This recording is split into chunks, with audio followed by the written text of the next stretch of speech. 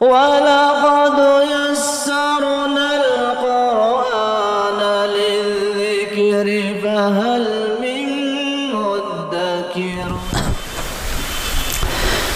السلام علیکم ورحمۃ اللہ وبرکاتہ. الحمد للہ رب العالمین والصلاة والسلام علی رسولہ الکریم وعلی آلہ وصحبہ اجمعین. اما بعد، اعوذ باللہ من الشیطان الرجیم. بسم اللہ الرحمن الرحیم. وما ابرئ نفسی ان النفس لامارۃ بالسوء الا ما رحم ربی ان ربی غفور رحیم.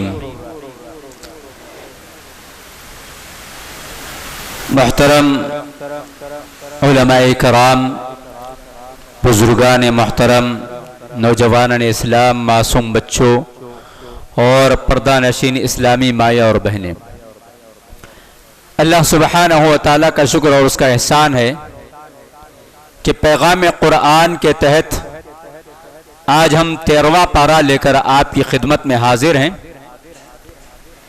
13ویں پارے کے اندر تقریباً 3 سورتیں شامل ہیں. کل ہم نے 12ویں پارے کا اختتام بہت ہی مختصر انداز میں کیا، جس میں حضرت یوسف علیہ السلام کی زندگی کا مکمل تفصیلی واقعہ ذکر کیا گیا ہے، اور وہی سلسلہ ابھی چل رہا ہے. 13ویں پارے کے ابتدا میں بھی سورہ یوسف کی کچھ باتیں ہیں، خاص طور پر حضرت یوسف علیہ السلام کی مصر کی زندگی، اور پھر اس کے بعد حکومت کی ذمہ داری آنے کے بعد بھائیوں کے آنے کا واقعہ. حضرت یوسف علیہ السلام اپنے بھائیوں کو پہچان جاتے ہیں، بھائی نہیں پہچانتے ہیں. پھر اس کے بعد بھائیوں کو بھی اطلاع دی جاتی ہے، تیسری مرتبہ، دوسری مرتبہ، اور پھر اس کے بعد ان کے والدین اور بھائی سب مل کر مصر آ جانا، اور پھر اس وقت ان کے خواب کی تعبیر مکمل ہونا. یہ ساری کی ساری باتیں 13ویں پارے کے اندر موجود ہیں. اس کے بعد 13ویں پارے کے اندر 2 اور سورتیں موجود ہیں، سورہ رعد اور سورہ ابراہیم. 13ویں پارے کے اندر 19 رکوع اور 154 آیتیں ہیں. 154 آیات 13ویں پارے کے اندر موجود ہیں. 13ویں پارے کی ابتدا نفس سے شروع ہوتی ہے، یعنی حضرت یوسف علیہ السلام اپنے آپ کے بارے میں اس بات کا تذکرہ کرتے ہیں کہ مجھے جب برائی کی دعوت ملی تو میں نے کیسے بچا. اس کا تذکرہ ہونے کے بعد حضرت یوسف علیہ السلام اپنے بارے میں براءت کا اظہار کرتے ہیں. وما ابرئ نفسی، میں اپنے آپ کو جو ہے اپنے نفس کے بارے میں بڑا پاکیزہ یا اپنے آپ کو جو ہے پاک باز نہیں کہتا، لیکن اللہ سبحانہ و تعالی جس کے ساتھ رحم فرماتا ہے، جو غفور الرحیم ہے، اور اگر اس کا رحم شامل حال ہو جائے، اس کی مدد اور اس کی توفیق مل جائے، تو وہ آدمی جو ہے نفسانی خواہشات سے بچ سکتا ہے. نفس کے 3 قسمیں قرآن کریم کے اندر، مختلف قسموں میں سے نفس کے 3 قسمیں بڑی مشہور اور معروف ہیں. جیسے نفس امارہ، جہاں یہ 13ویں پارے کے ابتدا میں ان النفس لامارۃ بالسوء، اس نفس کا کام یہ ہے کہ یہ برائیوں پر ابھارتا ہے، گناہوں کی دعوت دیتا ہے، گناہوں کو آسان بنا کر پیش کرتا ہے. اور اس کے بعد دوسرا جو نفس ہے، نفس لوامہ. نفس لوامہ جو ہے انسان کو گناہ کرنے سے پہلے، گناہ کے موقع پر اور گناہ کے بعد، ان تینوں حالتوں میں احساس دلاتا ہے، ملامت کرتا ہے کہ اس گناہ سے بچ جاؤ، یا گناہ کے بعد ملامت کر رہا ہے تو گویا تم نے جو کیا ہے وہ غلط کیا ہے. اس بات کا احساس یہ بار بار دلاتا رہتا ہے. اور پھر اس کے بعد جو ہے نفس لوامہ کی قسم اللہ سبحانہ و تعالی نے نفس لوامہ کی بھی قسم کھائی ہے. وَلَا أُقْسِمُ بِالنَّفْسِ اللَّوَّامَةِ، یعنی ملامت کرنے والا جو نفس ہے یہ نفس امارہ سے بہت بہتر ہے، نفس امارہ سے بہت بہتر ہے. اور اس کے بعد جو تیسری قسم ہے نفس مطمئنہ، جو ذکر اللہ سے معمور لوگوں کا نفس ہوتا ہے، یعنی ہر طرح کی برائیوں سے، ہر طرح کی شہوانی خواہشات سے، ہر طرح کی خواہشات سے جو نفس پاک رہتا ہے وہ ہے نفس مطمئنہ. اور یہ نفس مطمئنہ ان لوگوں کو نصیب ہوتا ہے جو ہمیشہ اللہ سبحانہ و تعالیٰ کے ذکر کو لازم پکڑتے ہیں. تو اللہ سے دعا کیجئے کہ اللہ تبارک و تعالیٰ ہمیں نفس مطمئنہ عطا فرمائے، اور نفس مطمئنہ کے جو اسباب ہیں ان اسباب کو اپنانے کی ہمیں توفیق عطا فرمائے. اور نفس مطمئنہ جن کو حاصل ہو جاتا ہے وہ شیطان کے بہکاوے میں نہیں آتے ہیں. شیطان نے جب اللہ تعالیٰ اسے جنت سے دھتکار دیا اور پھر اللہ تبارک و تعالیٰ سے شیطان نے کہا کہ اے اللہ مجھے قیامت تک مہلت دیجئے، اور پھر اس نے بتایا کہ میں آپ کے بندوں کو بہکاؤں گا، بھٹکاؤں گا، راہ راست سے ہٹاؤں گا، صراط مستقیم سے انہیں کھینچ کر لاؤں گا اور جہنم کے راستے پر لاؤں گا. تو اللہ نے اس کی باتوں کا جواب دیتے ہوئے فرمایا تھا الا عبادک المخلصین، کہ اللہ تعالیٰ کے جو مخلص بندے ہیں، اللہ تعالیٰ کے جو مخلص بندے ہیں ان بندوں کو شیطان بھٹکا نہیں سکتا ہے. انہی بندوں میں یہ نفس مطمئنہ والے شامل ہیں. حضرت یوسف علیہ السلام کے واقعے کے اندر جو بات ہمیں ملتی ہے وہ یہ کہ حضرت یوسف علیہ السلام کے بھائیوں نے حضرت یوسف علیہ السلام کے ساتھ بڑا ہی عجیب سلوک کیا. انہوں نے بڑا عجیب سلوک کیا.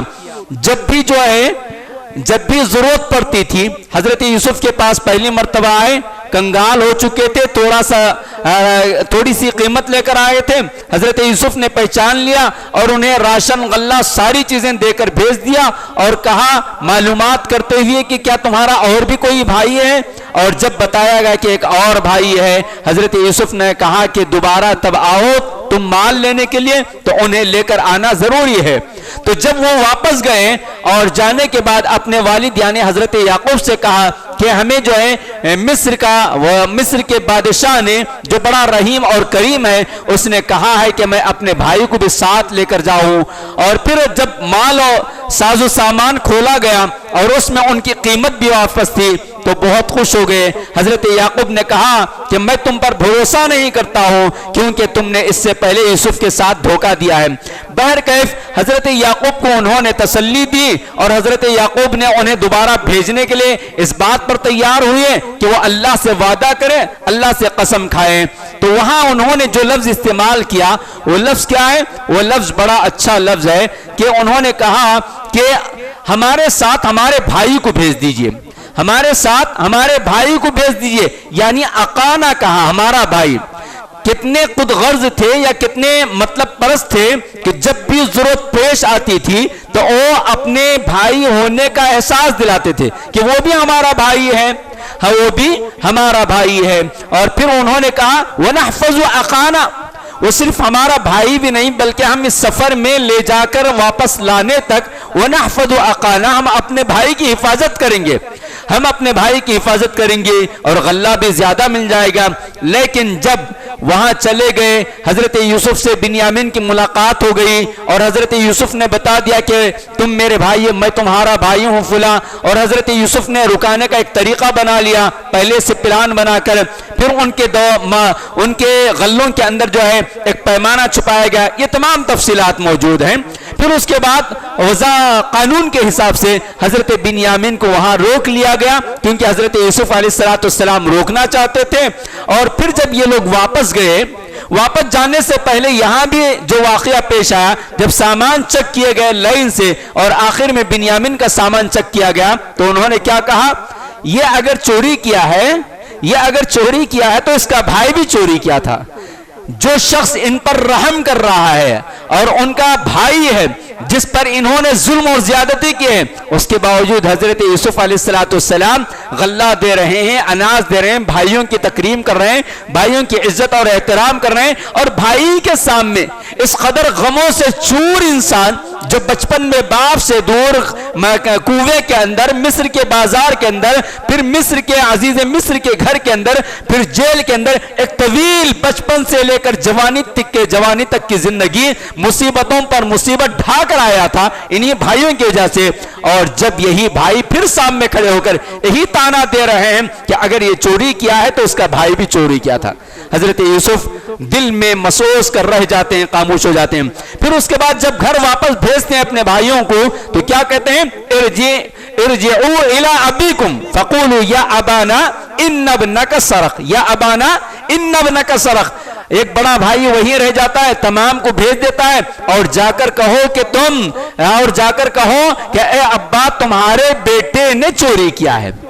آتے وقت کیا بول کر رہتا ہے؟ اخانا، ہمارا بھائی. اب نسبت ختم ہو گئی. ایسا ہی معاملہ آج ہمارے مسلم سماج کے اندر بھی ہے، لہٰذا ہمیں اس سے بچنا چاہیے. بہرکیف خلاصہ کلام یہی ہے کہ حضرت یوسف علیہ السلام تیسری مرتبہ جب آتے ہیں اور پھر پہچان لیتے ہیں تو حضرت یوسف نے جو معاملہ کیا انہوں نے فرمایا کہ فَإِذْهَبُوا أَنْتُمُ الطُّلَقَاءُ، کہ میں آج تمہیں سب کو معاف کر دیتا ہوں. نبی صلی اللہ علیہ وسلم اور حضرت یوسف کی سیرت، حضرت یوسف علیہ السلام کی سیرت دونوں کے درمیان بہت زیادہ اشتراک ہے. بہت ساری چیزیں عبرت کے اعتبار سے ہم جان سکتے ہیں.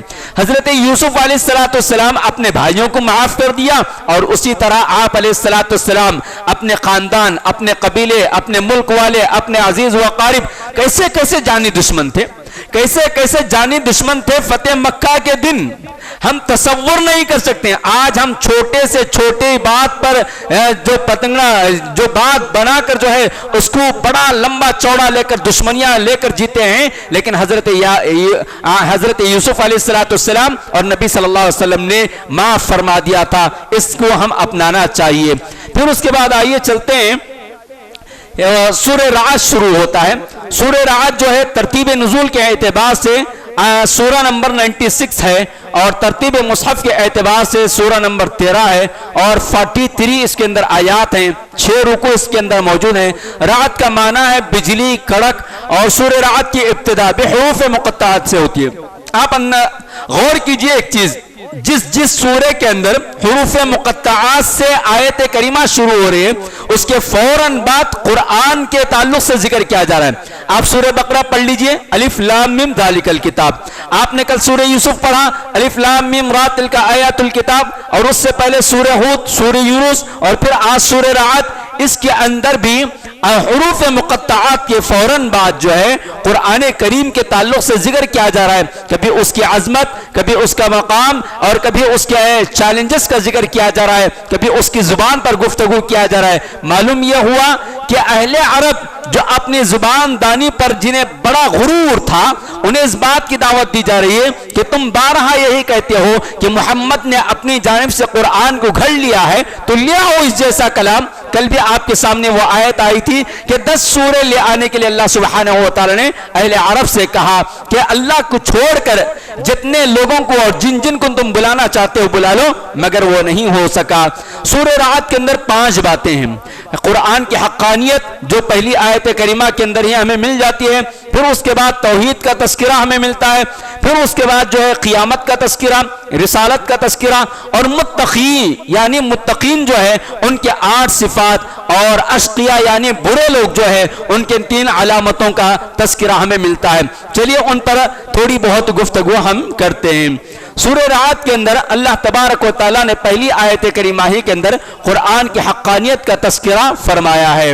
قرآن کی حقانیت کا تذکرہ کیا ہے کہ جن صورتوں کے آغاز میں نے اس بات کو واضح کر دیا، مخالفین کے درمیان اللہ تبارک و تعالیٰ نے چیلنج کیا مگر کسی نے بھی اس چیلنج کو قبول نہیں کیا اور کر بھی نہیں سکتا، اور یہ انسانی کاوشوں کی بس کی بات نہیں ہے کہ اس دن سے آج تک یہ چیلنج باقی ہے، کوئی اس کو قبول نہیں کر سکتا اور کر بھی نہیں سکتا. دوسری نمبر پر آیت 2 سے 4 تک اللہ سبحانہ و تعالی اپنا تعارف اور اپنے نشانیوں کا تذکرہ کرتے ہوئے توحید کی دعوت دیا ہے. توحید کی دعوت اللہ تعالیٰ دیے. اللہ الذی رفع السماوات بغیر عمد ترونہا, وہی اللہ ہے جس نے آسمانوں کو بلند کیا ہے بغیر عمد یعنی بغیر ستون کے.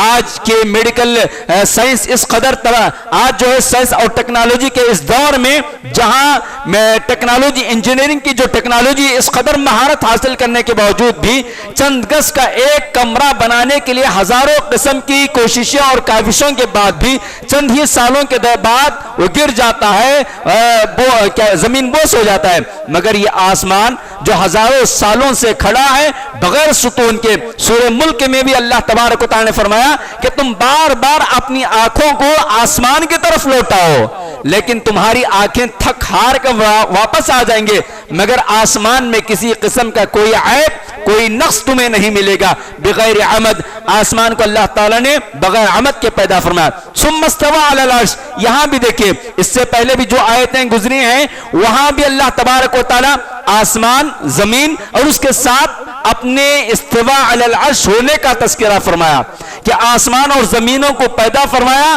اور اللہ تعالیٰ عرش پر مستوی ہے اس کا ذکر فرمایا. اس آیت کریمہ کے اندر بھی عرش پر مستوی ہونے کا ذکر ہے. وسخر الشمس والقمر کل یجری لأجل مسمى, کہ یہ چاند اور سورج کو اللہ تعالیٰ نے مسخر کر دیا ہے, ان کا کام ہی آنا اور جانا ہے اور ان تمام چیزوں کو اللہ تعالیٰ ایک وقت مقرر تک جو ہے وقت دے کر رکھا ہے. ان کی ذمہ داری ہے کہ روز آتے اور جاتے رہیں اور جس دن اللہ تبارک و تعالیٰ ان کو روک دے گا وہ رک جائیں گے. اس کے ساتھ ساتھ اللہ تبارک و تعالیٰ نے اپنی اور نشانیوں کا ذکر فرمایا. یدبر الامر یفصل الآیات لعلکم بلقاء ربکم توقنون, یہ اللہ تعالیٰ کی جو نشانیاں جو مظاہر بتائے جا رہے ہیں, یہ آسمان, یہ زمین, یہ چاند, یہ سورج, یہ پہاڑ, یہ رات کا دن کے بعد آنا, دن کے بعد رات کا آ جانا, اور پھر یہ رنگ برنگ کے پہاڑ, یہ بڑے بڑے سمندر اور بڑی بڑی سمندروں کے اندر بڑی بڑی مخلوقات کا پایا جانا اور مختلف ذائقوں کا پایا جانا, یہ تمام کی تمام چیزیں اس بات پر دلالت کرتی ہیں کہ ان تمام چیزوں کو پیدا کرنے والا کوئی ایک ہی ہے اور وہ ہے رب کائنات رب العالمین. دیکھیے اللہ تعالیٰ کی قدرت کیسی ہے. زمین ایک ہی ہوتی ہے, زمین ایک ہی ہوتی ہے, مٹی ایک ہی ہوتی ہے, پانی ایک ہی ہوتا ہے, لیکن اس میں سے اگنے والا اناج, اس میں سے اگنے والا پھل اور فروٹ ہر قسم کے الگ الگ مزے رہتے ہیں. کوئی کڑوا ہے, کوئی میٹھا ہے, کوئی کسالہ ہے, کوئی باریک ہے, کوئی موٹا ہے, کوئی لمبا ہے, لیکن زمین ایک ہی ہے, پانی ایک ہی ہے. یہ اللہ تعالیٰ کی قدرت ہے اور اس کے قدرت کے مظاہر ہیں. اللہ تعالیٰ جو ہے ان تمام چیزوں کے ذریعے توحید کا ذکر فرمایا کہ توحید جو ہے ہر چیز پر ہر جگہ آپ کو اس بات کی دلالت اور گواہی مل جاتی ہے کہ اللہ تبارک و تعالیٰ اکیلا ہے. کائنات میں اللہ تعالیٰ غور و فکر کرنے کی دعوت دیا ہے. کائنات میں اور انسان کو اپنے جان اپنے جسم کے اندر غور و فکر کرنے کا حکم دیا. اللہ نے کہا وفی انفسکم, صرف کائنات میں نہیں بلکہ تم اپنے نفس کے اندر بھی اگر غور و فکر کر لو گے تب بھی تمہیں یہ بات واضح ہو جائے گی کہ اس کائنات کا چلانے والا تنہا ہے اور وہ تنہا وہ الہکم الہ واحد لا الہ الا هو الرحمن الرحیم, وہ رحمان کی ذات ہے. اس کے بعد اللہ تعالیٰ آیت 5 سے 6 میں قیامت کے تعلق سے فرمایا کہ مشرکوں کو تعجب ہوتا ہے, مشرکوں کو اور کافروں کو اس بات کا تعجب ہوتا ہے کہ انسان مر گیا, سڑ گیا, کسی کی راکھ پانی میں چلے گئی, کوئی جل کر راکھ بن گیا, کوئی ہواؤں میں مر گیا, کوئی سمندر میں مر گیا, ہر جگہ مر گیا.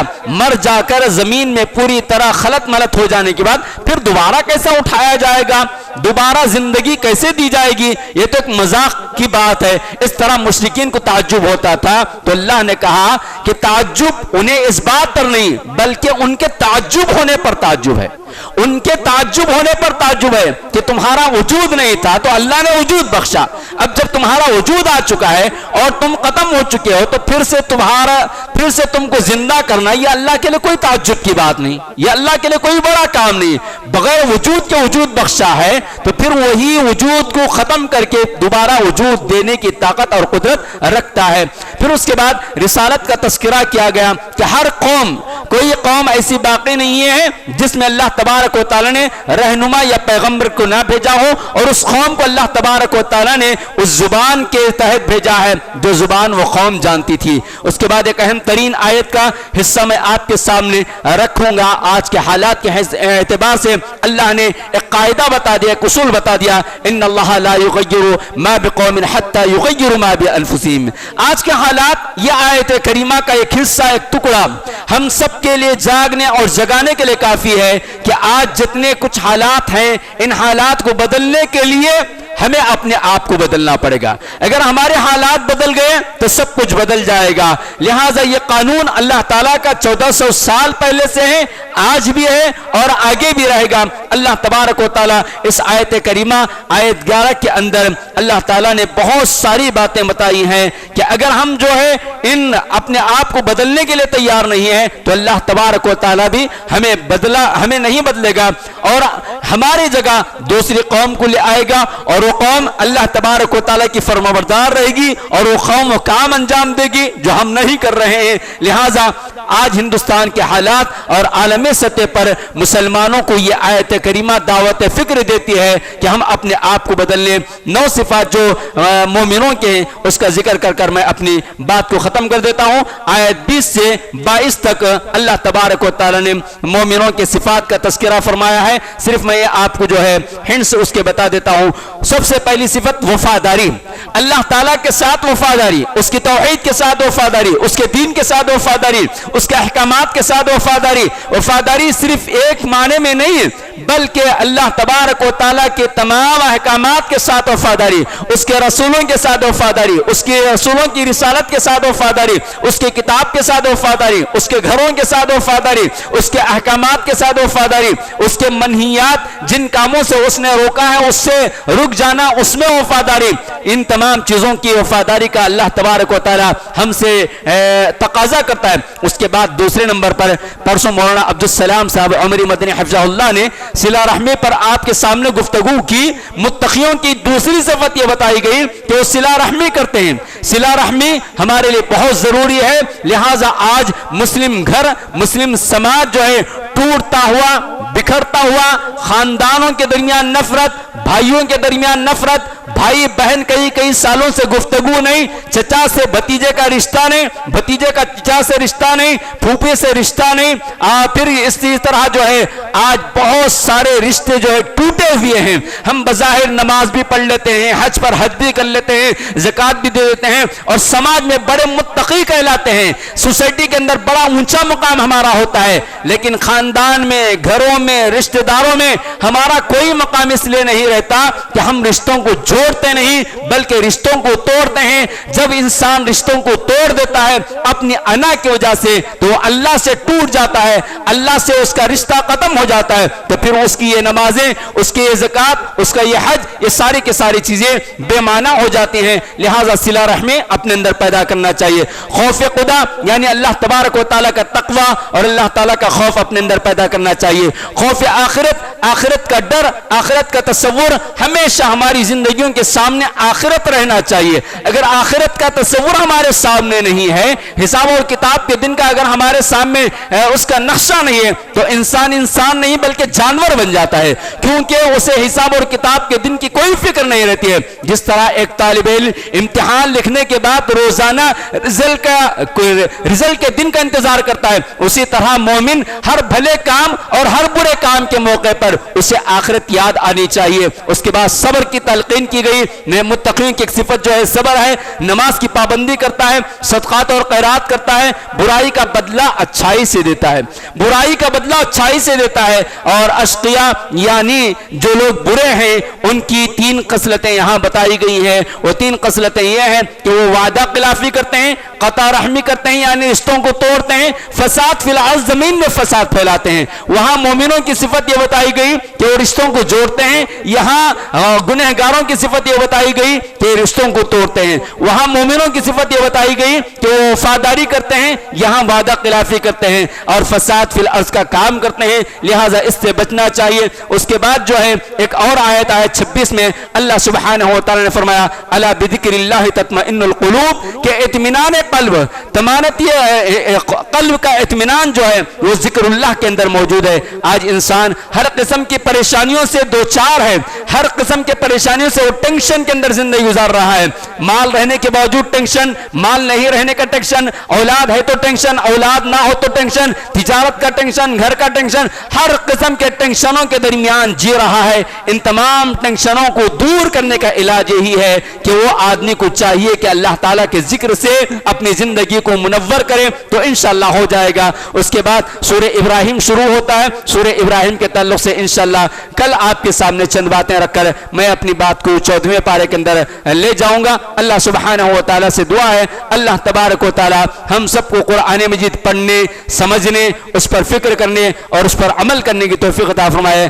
اللہ تبارک و تعالیٰ قرآن کے پیغام کو ہماری اپنی زندگیوں میں عملی طور پر نافذ کرنے اور دوسرے بھائیوں تک اور اسلام کو دوسرے برادران وطن تک ہمیں پہنچانے کی توفیق عطا فرمائے. اے اللہ ہمارے سننے اور سنانے اور ہمارے مطالعے اور ہماری تلاوت, ہمارے نمازی اور ہمارے ذکر و اذکار, ہمارے صدقات و خیرات, ہماری دعائیں اور ہمارے فرائض اور نوافل اور ہمارے روزوں کو اے اللہ آپ قبول فرما لیجئے. اے اللہ ہم سب کی کاوشوں کو قبول فرمائیے. اے اللہ ہم میں جو بیمار ہیں انہیں شفاء کاملہ عاجلہ عطا فرمائیے. اے اللہ جتنے لوگ بیمار ہیں اے اللہ ان سب کو جلد سے جلد اے اللہ صحت و عافیت عطا فرمائیے. اے اللہ ہم میں سے جس کے اندر بھی کسی بھی قسم کی کمزوری ہے اے اللہ ان تمام کمزوریوں کو دور فرما دیجئے. اے اللہ ہم سب کو نیک بنا دیجئے.